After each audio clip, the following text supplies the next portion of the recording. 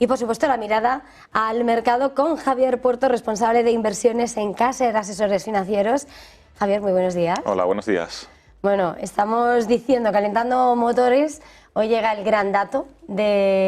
de los grandes datos de la semana, ese PIB de la economía de Estados Unidos, cuando la mirada está puesta precisamente en ese enfriamiento de la economía americana. ¿Qué esperáis? Bueno, pues está bien por fin podernos salir un poco de la tónica habitual que era hablar de inflación y hablar de empleo, y al final el crecimiento pues también está ahí, es otro de los puntos más importantes y hay que seguir de cerca todos los indicadores adelantados, porque si bien para el PIB se espera un crecimiento bastante importante para este tercer trimestre, de hecho en datos anuales, pues si nos vamos a la última reunión de la FED ya anticiparon un crecimiento del 3% para este año, incluso en cifras de la OCDE pues hablamos de un crecimiento para Estados Unidos de en torno al 3,6%, para este dato se espera un 2,6%, pero hay que ponerlo todo en contexto y hay que ver también cómo se están debilitando los PMI, porque al final el PIB nos mide el crecimiento, pero el PMI predice o intenta predecir cómo va a ser el ciclo económico y cómo va a ser el crecimiento de los próximos trimestres. Entonces, ver estos indicadores adelantados para anticipar cómo van a ser los cifras de PIB en los próximos trimestres es fundamental. Pero entonces, si vemos esos PMIs, vamos a tener que hacer una división, porque como estamos hablando del PIB americano, el dibujo es bastante más optimista, porque luego ya entramos en la anticipación para lo que se espera para la eurozona. Según esos PMIs, de alguna manera, leyendo sobre todo esos servicios, ese PMI de Estados Unidos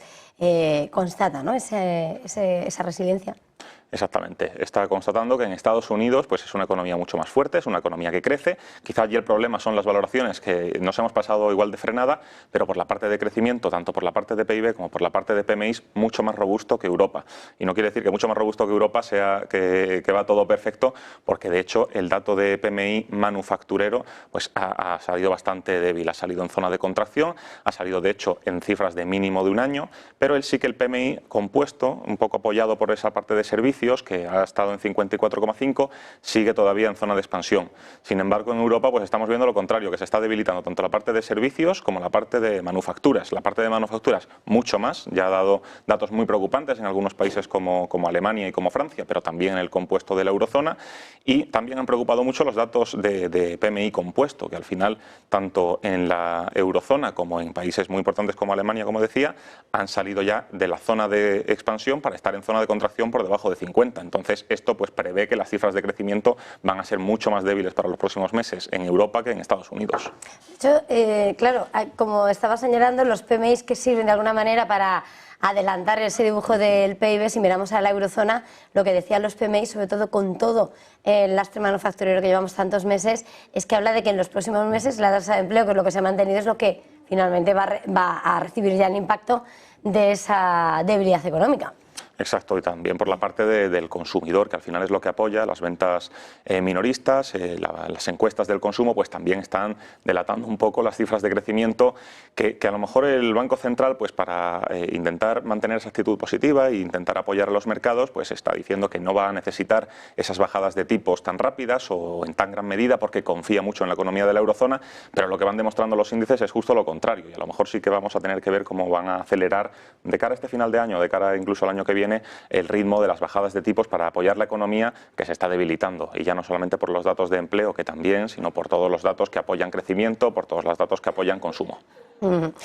Mirando a ese último trimestre, estabas señalando, ¿no?, los PMIs, el PIB, las previsiones, bueno, ¿cuáles desde Caser Asesores Financieros a la hora de dibujar los retos, los riesgos en esta recta final del año? ¿Por dónde van? ¿Qué vigiláis?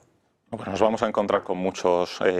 retos. Por una parte, ese debilitamiento de la macro, que es el que estamos comentando, pero por otra parte, pues ya con esa bajada de 50 puntos básicos de la Reserva Federal, con esas bajadas también, 2 de 25 en el caso del Banco Central Europeo, una antes de verano y otra ahora en septiembre, pues estamos ya volviendo a descontar, como pasó un poco el año pasado, quizá ahora con más criterio, pero estamos volviendo a descontar que esas bajadas van a ser muy agresivas y que eso va a venir muy bien a los mercados, también va a venir bien al precio de las emisiones, y un riesgo que vemos es que por el tema de la macro y por empleo e inflación, pues no podamos llegar a ver consolidadas esas bajadas que ya está esperando el mercado, y eso nos colocaría en un escenario muy parecido al del año pasado. Y digo que este año ya estamos con mejor criterio, pero el año pasado pues nos pasamos de frenada, y eso luego ha pasado factura a distintas clases de activo, como sobre todo ha sido la renta fija, y cuanta más duración, pues más factura le ha pasado. Entonces, por ahí vamos a tener un riesgo, pero otros también van a ser las tensiones geopolíticas, va a ser bueno, las elecciones en Estados Unidos, las tensiones que tienen con China. Entonces, hay mucho de lo que estar pendiente para este último trimestre. Como siempre, sin descanso y sin parar. Javier Puerto, de Caser Asesores Financieros, ha sido un verdadero placer. Gracias, feliz jornada, feliz negocio. Igualmente, buena jornada.